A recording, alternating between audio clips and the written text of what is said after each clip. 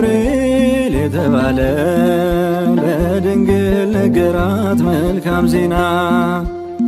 እንደምትወልደው ወልድን በድንግልና እንደምትወልደው ወልድን በድንግልና ባሰማት ጊዜ ቃሉን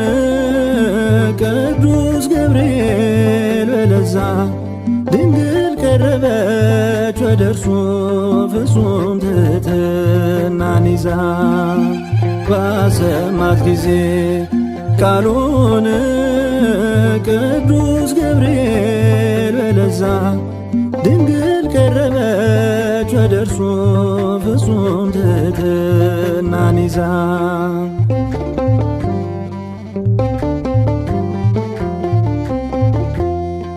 ትጸንሻለሽ ሲላት መልአኩ